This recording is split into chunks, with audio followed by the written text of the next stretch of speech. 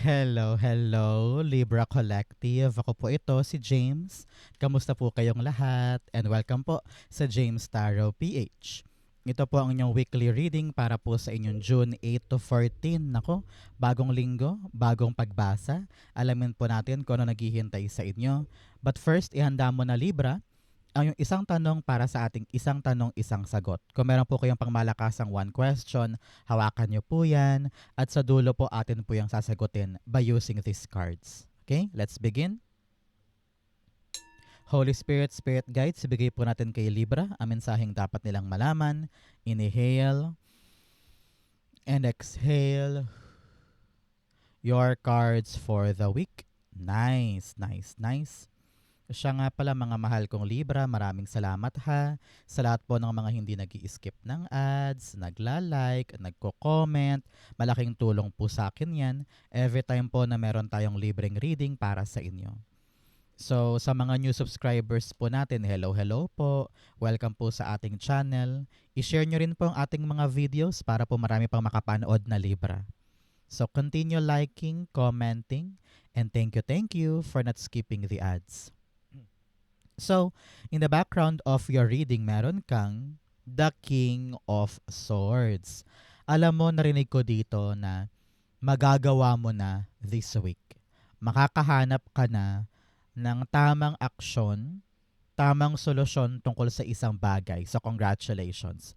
Damang-dama ko dito na everything is under control. Wala nang pipigil sa'yo, wala nang huhusga sa'yo, hindi ka na maapektuhan ng opinion ng iba, and you will go for it. Ramdam na ramdam ko dito na handang-handang-handa ka nang gawin yung isang bagay. At malinaw sa iyo yung purpose, malinaw sa iyo yung paraan, yung diskarte, yung plano, lalarga ka. Congratulations, okay? In your core energy, meron kang the Six of Pentacles. Alam mo, sabi dito, meron kang 6-6, yan po yung angel number of reflection. Panahon daw to for you, Libra, na magbalik tanaw sa nakaraang buwan, sa nakaraang taon, para makita mo at ma-pinpoint mo kung ano ba yung mga bagay na dapat kong baguhin, mga bagay na dapat ko nang tanggalin, dapat tigilan, dapat layuan, at ano ba yung maganda sa buhay mo ngayon. Kapag nag-reflect ka, you will realize, wow, malayo na pala ako sa pinanggalingan ko noon. At ngayon, para meron kang additional fuel at gasolina para mas lumaban pa. Kasi nakikita mong may nangyayari na. Okay? So, with the Six of Pentacles here, this week, ramdam na ramdam ko, Libra, na i-evaluate mo na yung mga bagay sa buhay mo. Halimbawa, sobrang busy mo ngayon, 'di ba, sa trabaho, sa pamilya, sa negosyo, sa bahay. And then na-realize mo, ay, tigilan ko na yung pagsama-sama kay pinsan muna dahil nga super busy ako. Hindi pa naman importante 'yon. I will say no na. O kaya, ay, tama na muna yung pagpapagawa ng kotse. Ilang beses na yung inayos pero ganun pa rin. Tigilan na natin muna yan at kailangan natin yung pera ilagay doon sa pag-aaral ng mga bata. Parang ganun eh. You are now redirecting your resources, your money, your energy sa kapaki-pakinabang at mas importante ngayon. No? Halimbawa, nasa abroad ka. Sanay na sanay ka magpadala ng mga sapatos, make-up, pabango. Pero dahil nag-aaral sa college yung mga bata, sabi mo, uy, yung mga ipapadala ko ngayon, sa tuition fee na lang muna. Parang ganun eh. Iniisip mo, nagde-decide ka para sa mas importante nang sa ganun, mailagak mo yung karapat-dapat. Which is good for you. Meron kang pambihirang disiplina ngayon para ibigay or masupplyan yung kailangan. Congratulations. Believe ako sa'yo this week. Okay? Six of Pentacles, the King of Cups. Yes. Sabi dito, hindi ka nagpapadala doon sa emosyon mo. No? Hindi mo hinahayaan na halimbawa, ikaw ay nagpapautang. Tapos dahil generous ka naman, pinapautang mo palagi si pinsan o si kapatid. Pero na-realize mo, ay, yung binibigay ko kay kapatid o kay pinsan, imbes na ipambili ng pagkain, pinansusugal. So, dahil mahalaga siya sa'yo, kapatid mo siya o pinsan mo siya, lagi kang nandyan para magbigay, di ba? Pero ngayon sabi mo, hindi ko nahahayaan na ma-involve yung feelings ko dito. Kailangan niyang matuto, kailangan ko nang putulin yung maling galawan, yung maling ugnayan, no? So ngayon utak ang papairalin mo para magawa mo yung tama. At sa ganon hindi ka rin mamanipula, hindi ka rin maisahan, parang ganyan. Okay? So, mga mahal kong Libra, ano ba tong mga ugnayan or mga pinapahalagahan mo na ngayon gusto mo nang maitama, gusto mo nang baguhin, gusto mo na mai-correct? Dahil before parang feeling mo nilalamangan ka, ginagamit ka lang, or lagi lang silang nandyan pag may kailangan sila pero pag ikaw may kailangan, wala sila. So ngayon, i-evaluate na natin yan. Comment down below para magawa mo. Okay? In the area of what you need to focus on, the Three of Swords. Sabi dito, mag-focus ka sa pag-move on mo ha. Kung ano man yung rason ng mga pain, suffering, pagkadurog in the past, kailangan talaga ay maging matapang ka ngayon, maging palaban ka ngayon na lagpasan ito. Okay? Hindi pwedeng habang buhay ka nakatambay sa pain na yan. Hindi yan productive. Walang patutunguhan yan. Kaya make sure na ikomprontahin mo na yung rason ng pain para once and for all makalaya ka na dyan.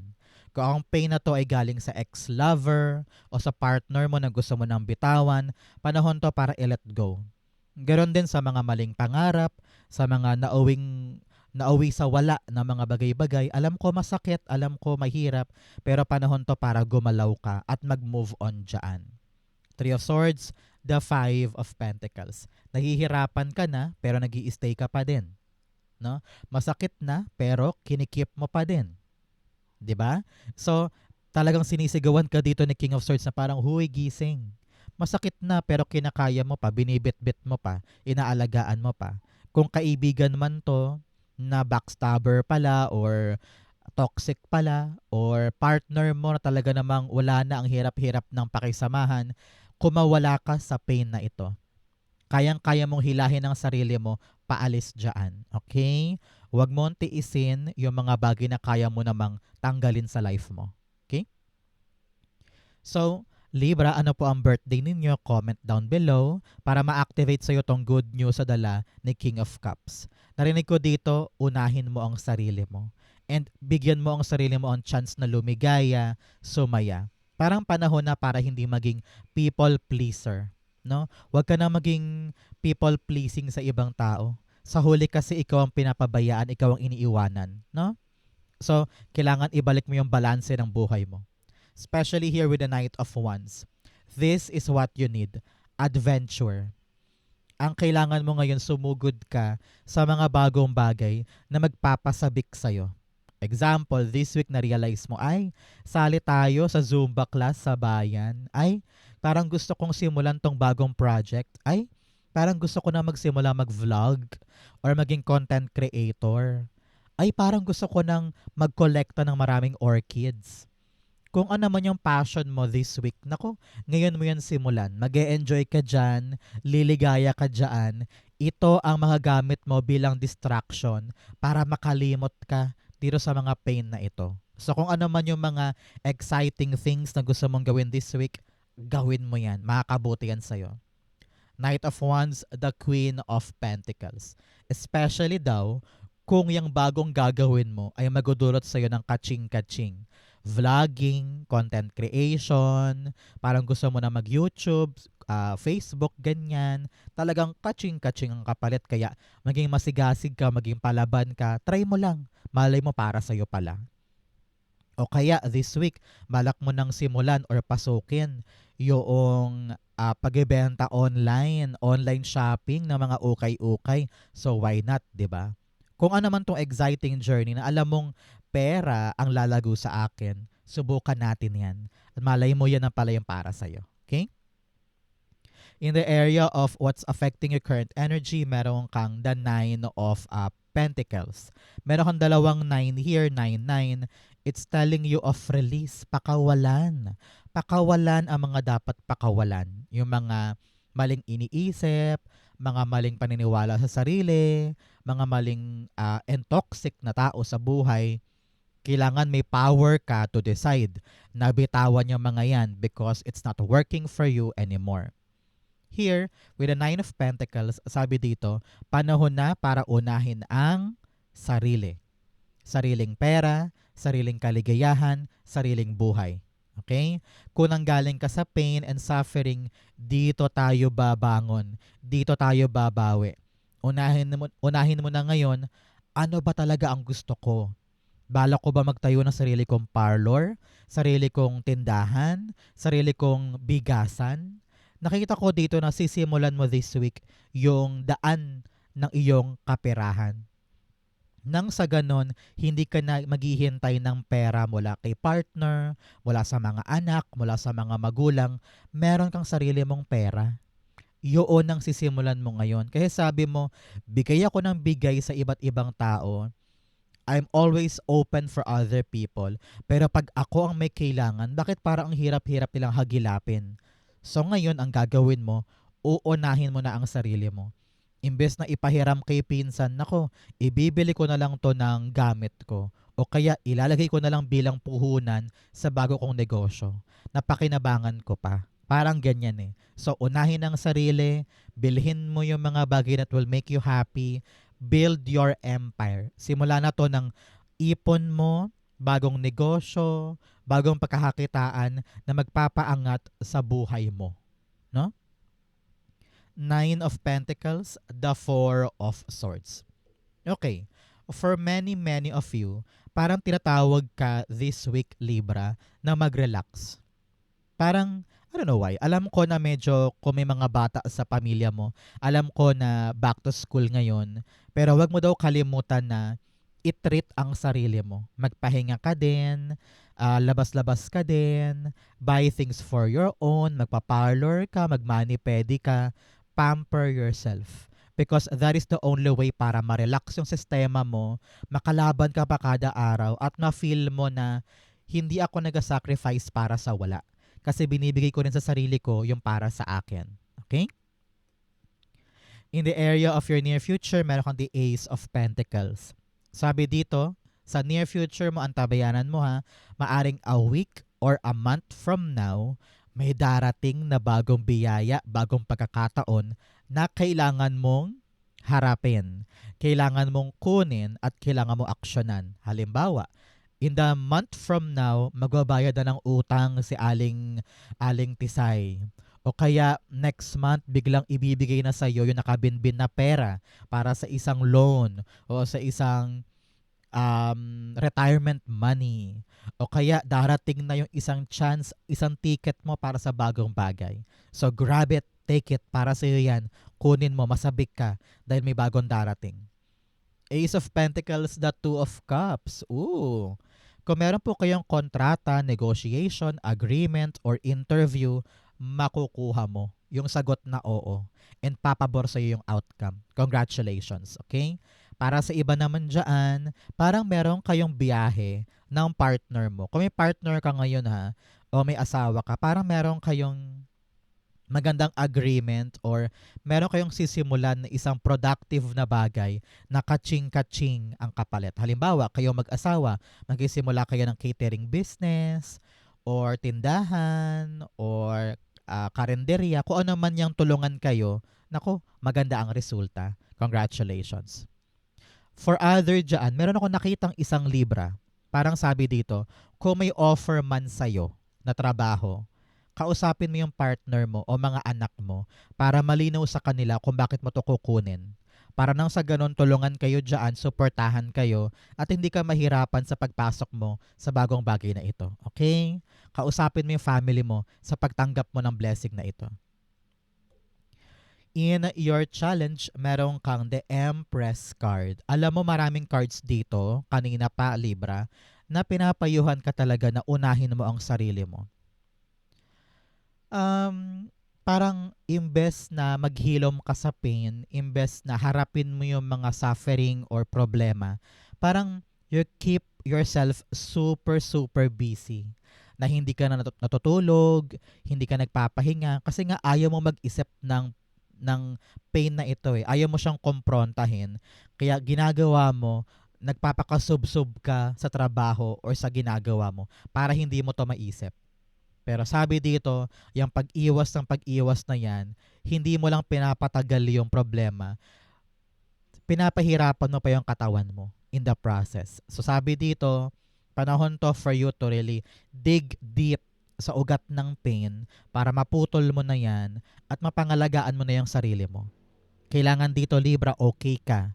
Kasi paano mo daw aalagaan yung mga importante sa'yo kung hindi ka okay? Yung mental health mo, yung physical health mo, uminom ka ng maraming tubig, kumain ng tama, matulog ng tama, and always find the happiness in what you're doing.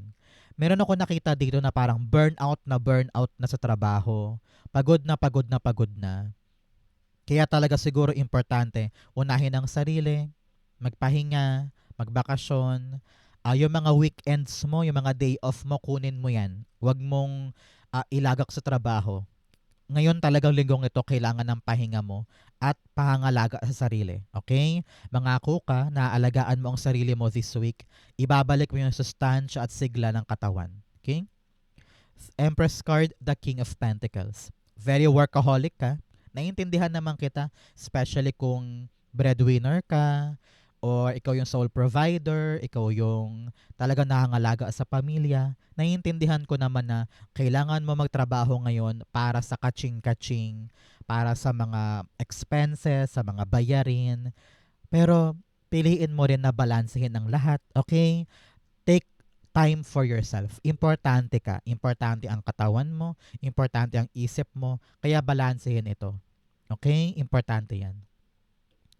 In your fortune, you have wandering path, enjoy the journey. Sabi dito, huwag ka masyadong mag-isip ng nega, huwag ka mag-overthink, i-enjoy mo lang yung proseso, and you will see kayang-kaya mo to, at susuklian din niya ng magandang mga reward.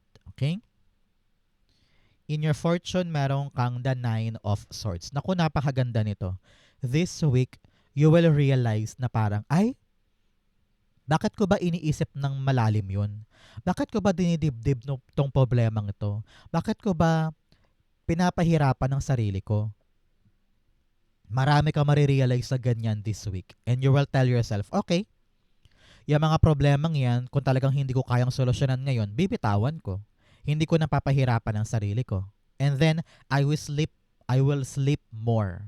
Matulog ka na maraming beses, mahabang oras, para makabawi ang katawan. Okay?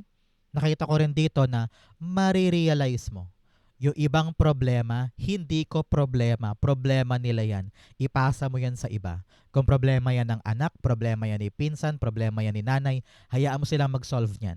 Para nang sa ganon, maging payapa ang isip mo, makapag-relax ka. Nakita ko rin dito, mahahanap mo na yung tamang solusyon sa isang problema, okay ka na. Okay? The 9 of Swords, the Magician card. Yehey. Talagang magagawa mo, may solusyon, may lutas, merong kaganapan, merong mangyayari eh. Parang yung dating imposible, ngayon posible na. Yung dating mahirap, ngayon magagawa na. Yung dating tenga, yung dating delayed, ngayon you will take action and boom, iyong-iyo. May resulta, may nangyari, may magaganap. Congratulations. Everything now is possible. Nasa kamay mo yung solusyon. Makaalis ka rin dyan sa problemang yan. Congratulations. In your divine messages, you have emotions are running high. Halo-halo emotion from the pain, from the struggle, sa desire mo makabawi, sa mga pagod mo, no? Pero sabi dito, kapag na-evaluate mo talaga yung importante sa hindi, magiging balanse na yung emosyon mo. At hindi ka na mahihirapan na harapin yung mga bagay-bagay. Okay? In your divine, meron kang the 6 of Cups. Alam mo, sabi dito, patawarin mo yung sarili mo sa mga mali mong ginawa in the past. I don't know why. Parang meron ka pa kasing mga resentment, mga kinikim-kim, mga regrets, yan. Meron ka mga pagsisisi sa mga nagawa mo dati. Pero sabi dito, hayaan mo na. Matuto ka na lang sa mga yon. Huwag mo nang dikdikin pa ang sarili mo sa mga mali na yon. Learn to let go and face your future. Nasa future mo ang magandang buhay, wala sa past. Okay? So, palayain mo ang sarili mo sa mga bigat na yan. Six of Cups, the Tower card. Ngayon, sabi dito, kapag nagawa mo daw na patawarin ang sarili mo o kung sino man yan sa buhay mo, na let go mo na yung mga suffering from the past, pain from the past, doon daw talaga tunay na magbabago ang buhay. So, parang sabi dito, accept what was, be excited for today, and be hopeful for the future. 'Di ba?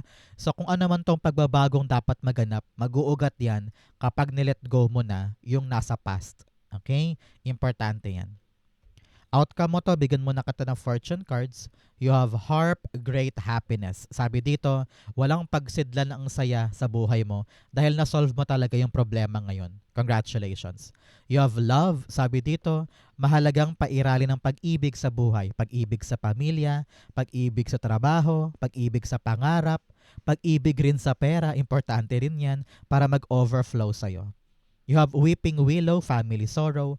Kung meron mga problema sa pamilya, mga issue, kailangan talagang daanan, lagpasan, pairali ng pagmamahal. Okay? You also have vulture, depression, anxiety, worry that someone is against you. Marami ka talagang mga iniisip ngayon, mga overthinking, overanalyzing. Panahon to para palayain ang sarili mo dyan. Think positive, gumawa ka ng mga aksyon ngayon na magpapaka-busy sa'yo. Halimbawa, going to the cinema, watching concerts, kung ayaw mong gumastos kahit sa bahay lang, no, tawanan kayo ng pamilya, videoke, no, nang sa ganon magkaroon ka ng positive energy. Okay? Ang outcome ni Libra for June 8 to 14, the High Priestess. High Priestess is all about you trusting your intuition, trusting yourself. Kahit parang walang klaro or concrete na mapanghahawakan. Pero kung alam mo na dapat mong gawin, gawin mo. Kung alam mo na tama to, tama to. Kung alam mo na ito yung tamang aksyon, simulan mo. Kapag nanalig ka sa iyong sarili, magagawa mo yung imposible. Okay? Panahon to really use your full potential sa mga bagay-bagay. Hindi ka mahihiya, hindi ka aatras, hindi ka takot. Alam mo sa iyong sarili na kaya mo. So do it. Okay? High Priestess, the Three of Wands. Okay. Sabi dito ng yung spirit guides, if you want to expand, if you want to grow, do it. No? Nakita ko rin dito na meron kang hinihintay. Meron kang hinihintay ngayon at ramdam mo na paparating na siya. That is correct. Narinig ko rin dito na kung ano man tong hinihintay mo na yan, isekreto mo muna ha. Huwag mo muna ipamalita para hindi magalaw, hindi ma-jinx, at hindi maging problema in the long run. Kapag dumating, kapag nandyan na, pagkumpirmado na, doon mo na lang i-broadcast para wala nang gagalaw, wala na mangingialam. Okay? So, Libra, dumako na tayo sa yung isang tanong, isang sagot. Pumikit ka na ngayon, isipin mo na yung isang tanong mo. At yun lang isipin mo ngayon, yung isang tanong. Inhale and exhale, lumabas. 8 of Swords, the 3 of Wands, and the 10 of Cups. Okay. At the background, you have the 2 of Swords. Pinapayuhan ka ngayon, Libra, na yung spirit guides sa question mo na mag-decide ka na. Parang nasa limbo ka pa eh. Nasa stagnant energy ka pa kung gagawin ko ba, ilalaban ko ba or hindi. Takot ka lang masyado ngayon. Marami kang mga inhibitions, minamaliit mo siguro sarili mo, inuuna mo siguro isipin yung kanigahan imbes na maging fighter now at maging motivated. Panahon na to para gumalaw ka, huwag nang tumayo dyan, kilos-kilos na, because I know itong gagawin mo, ikakaligaya yan ng pamilya, o ng bahay, o ng future ng family mo. Alam ko na you want to have a happy life, a happy future. Kung relationship man ito, nakita ko talaga na ipaglaban, no? Pero yung kilos mo ngayon na magsasabi sa'yo kung maaabot mo to. Itong ultimate happiness, contentment, and satisfaction for the family and you. Ang ugat, desisyon. Kapag duwag ka ngayon, walang mangyayari. Pero kapag haharapin mo na yung isang laban at talagang dediretso ka na, doon ka papasok sa complete happiness mo. Okay? So, ang answer dito, hindi yes, hindi rin no, but maybe. Maybe, depende sa iyong desisyon. Pipiliin mo bang manatili dito at mag-play safe lang, magtago-tago lang sa iyong comfort zone, or you will decide to step forward at harapin yung challenge, harapin yung obstacle para malasap mo yung magandang buhay, masayang buhay for you and your loved ones. Nasa kamay mo ang desisyon. Kaya maybe. Okay? You need to think about that this time. Okay? So Libra, ito po ang inyong isang tanong, isang sagot. Ganon din po ang inyong June 8 to 14. 10 kayo nakaresonate. Comment below. Babasahin ko po yan. Thank you Holy Spirit, Spirit Guides for the clarity and messages na dapat malaman ng mga Libra this week. Thank you po for watching hanggang dulo. I love you. This has been James for James Tarot PH. God bless everybody.